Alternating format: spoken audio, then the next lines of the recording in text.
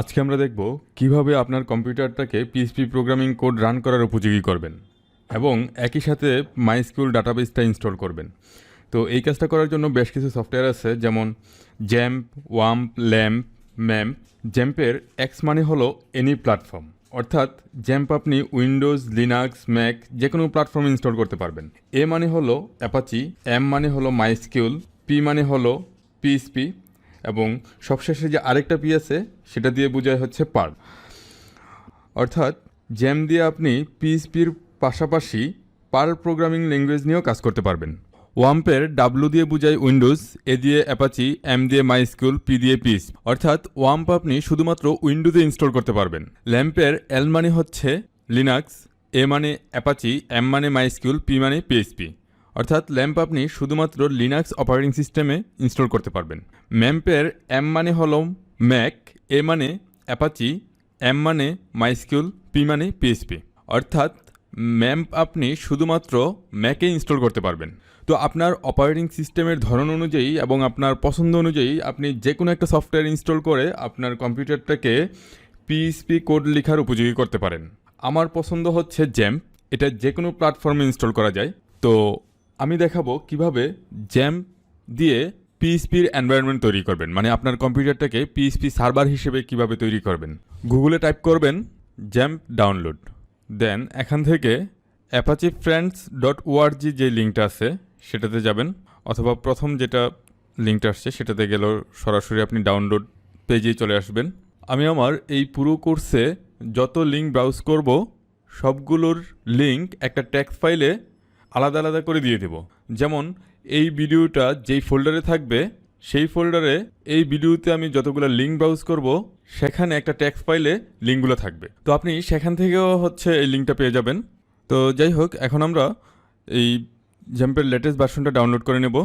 এখানে ডাউনলোড, এখন আমি কোথায় আমি এই ডাউনলোড ফাইলটা রাখতে চাই এখানে রাখবো। বেশ সময় নেবে, আপনার ডাউনলোড স্পিডের উপর ডিপেন্ড করে সময় কম বেশি হতে পারে। তো আমি ভিডিওটা বন্ধ করে রাখছি, ডাউনলোডটা কমপ্লিট হলে আবার শুরু করব। ইয়েস, ডাউনলোড কমপ্লিট হইল। এখন আমরা ইনস্টল করব অন্যান্য সফটওয়্যারের মতো। জাস্ট ক্লিক করার পরে নেক্সট, দেন ওকে, এই টাইপের বাটনগুলো ক্লিক করে প্রসিড করলেই হবে। ইয়েস, এখানে একটা ওয়ার্নিং দেখতে পাবেন, এটাকে ইগনোর করে ওকে প্রেস করলেই হবে। তারপর নেক্সট। তো এই পর্যায়ে আমি আমার যে পিএইচপি সার্ভার বানাইতে যাচ্ছি জ্যাম সফটওয়্যারটা দিয়ে, সেটা কোন ফোল্ডারে করতে চাই সেটা এখানে আমি চেঞ্জ করে দিতে পারি চাইলে। তো আমি সাধারণত সি ড্রাইভে না করে সেটাকে অন্য কোনো ড্রাইভে করতে চাই, কারণ ধরুন আমার পিসিতে যখন কোনো একটা প্রবলেম অ্যারাইজ হয়, আমার উইন্ডোজ সেট আপ দিতে হয়, তখন যেন আমার এই সার্ভারটা ডিলিট না হয়, সেজন্য আমি সি ড্রাইভ না দিয়ে আমি ই ড্রাইভে দিচ্ছি। আপনি অন্য যে কোনো ড্রাইভে দিতে পারেন, আপনি চাইলে সি ড্রাইভেও দিতে পারেন। তো সি ড্রাইভে না দেওয়াটা সেফ। ই ড্রাইভে আমি জাস্ট সিলেক্ট করলাম ই ড্রাইভটা, দেন নেক্সট। আচ্ছা, এখানে একটা রেস্ট্রিকশন আছে, সেটা হচ্ছে শুধু একটা ড্রাইভ সিলেক্ট করলে হবে না, সেখানে একটা এমটি ফোল্ডার সিলেক্ট করতে হবে। যেমন আমি অন্যান্য যে ফোল্ডারগুলো আছে সেগুলো সিলেক্ট করতে পারি না, কারণ সেগুলো এমটি ফোল্ডার না। ফোল্ডারের নাম দিলাম সার্ভার। দেখুন এই ফোল্ডারের ভেতরে কিছু নাই, সেক্ষেত্রে আমি এই ফোল্ডারের ভেতরে সেট আপটা দিতে পারি। আবারও বলছি, আপনি যেই ফোল্ডারটা সিলেক্ট করবেন সেই ফোল্ডারের ভেতরে কোনো ধরনের ফাইল অথবা অন্য কোনো ফোল্ডার থাকা যাবে না। নেক্সট, দেন ইনস্টল হতে বেশ কিছু সময় লাগবে। আবারও আমি ভিডিওটা পজ করছি এবং ইনস্টলেশন কমপ্লিট হওয়ার পরে আবার কামব্যাক করব। ইনস্টলেশন কমপ্লিট হওয়ার পরে আপনি এরকম একটা মেসেজ দেখতে পাবেন। এখানে এডিশনালি একটা অপশন আছে, সেই অপশনটা চেক করা আছে। সেই অপশনটা হচ্ছে আমার যখন ফিনিশ বাটনটাতে ক্লিক করব তারপর কি যেই কন্ট্রোল প্যানেলটা আমি দেখতে চাই সেটা ওপেন হবে কিনা।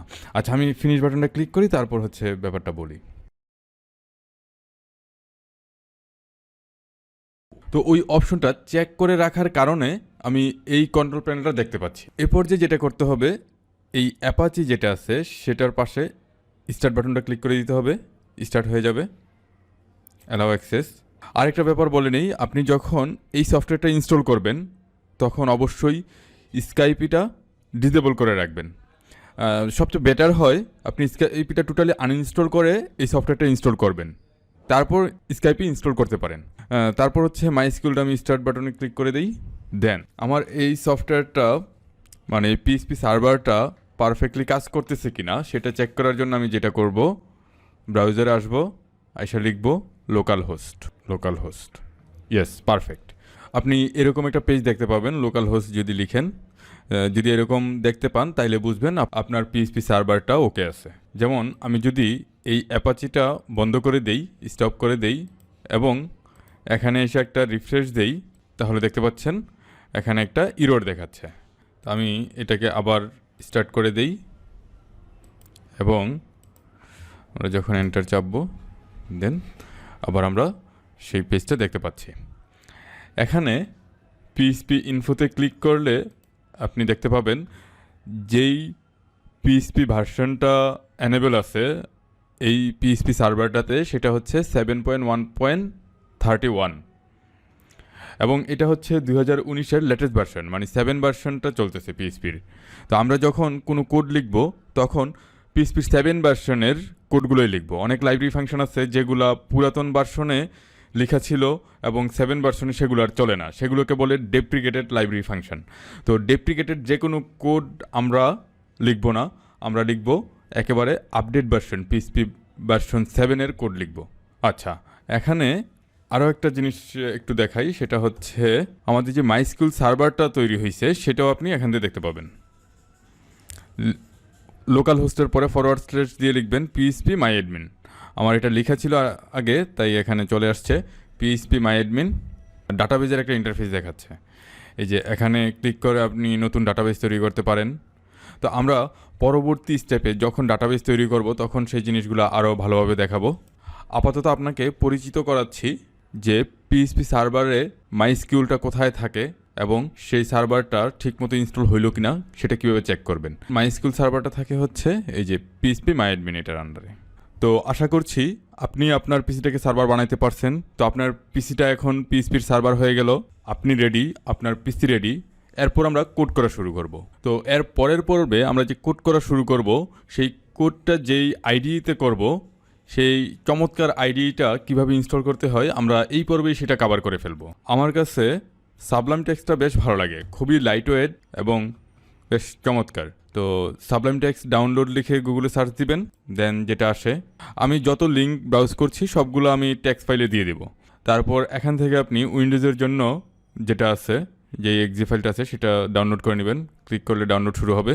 তো আমার অলরেডি ডাউনলোড করা আছে এবং ইনস্টলও করা আছে। আপনি অন্যান্য সফটওয়্যারের মতো জাস্ট নেক্সট দিয়ে ইনস্টল করে নেবেন। ইনস্টল করার পর আপনি সাবলাইম টেক্সটটাকে খুঁজে পাবেন এভাবে। এই উইন্ডোজের সার্চ অপশনে এসে সাবলাইম টেক্সট লিখলে চলে আসবে। আমি যে এই কাজটা করেছি সেটা হচ্ছে এই যে এখানে পিন করে রাখছি। পিন কিভাবে করে, এটার উপর রাইট বাটন ক্লিক করে দেন পিন টু টাস্কবার। আমি অলরেডি পিন করে রাখছি, তো সেই জন্য এখানে আনপিন অপশনটা আসছে। আচ্ছা, আমি আরেকবার পিন করে দেখাই। আনপিন করলাম, এখান থেকে চলে গেছে। এখন আমি যদি আসি দেন এখানে পিন টু টাস্কবার এই অপশনটা আসছে, এই যে এখানে চলে আসছে। আপনি ড্র্যাগ অ্যান্ড ড্রপ করে আপনার সুবিধা মতো এগুলোকে অর্গানাইজ করে নিতে পারেন। একইভাবে এই যে কন্ট্রোল প্যানেলটা আসলো, এই কন্ট্রোল প্যানেলটা তো হারাই যেতে পারে, মানে আমি যখন কম্পিউটারটা শাটডাউন করব অথবা এটা কেটে দিব এখান থেকে হারাই গেছে। তো জেম কন্ট্রোল প্যানেলটাকে যখন আমি কেটে দিলাম তখন এখানে কোথাও আমি সেটা খুঁজে পাচ্ছি না। তো আমি যে কাজটা করব, জেম কন্ট্রোল প্যানেলটাকে আমি এই টাস্কবারে রেখে দিব। সেটা কিভাবে করতে পারি, আমি সার্ভারটা তৈরি করছি হচ্ছে এই ড্রাইভে। সার্ভার নামে একটা ফোল্ডার ছিল, এই যে ই ড্রাইভে সার্ভার নামে একটা ফোল্ডার ছিল। এই ফোল্ডারের ভেতরে হচ্ছে জেম সার্ভারটা আছে, এই যে jam control dot exe.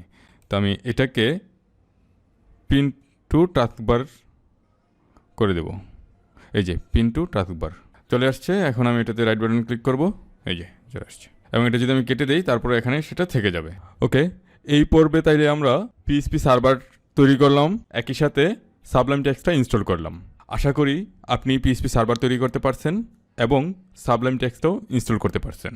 Next পর্বে আমরা দেখব কিভাবে পিএইচপি কোড করতে হয়। সিম্পল একটা কোড লিখে জাস্ট পরিচিত হব কিভাবে পিএইচপি সার্ভার হিসেবে আমার মেশিনটা কাজ করতেছে, কিভাবে পিএইচপি কোডটা রান করতেছে। আমি আমার এই ইউটিউব চ্যানেলে নিয়মিত প্রোগ্রামিংয়ের বিভিন্ন বিষয়ের উপর ফ্রি ভিডিও দিয়ে আমার কমিউনিটিতে অবদান রাখার চেষ্টা করে আসছি।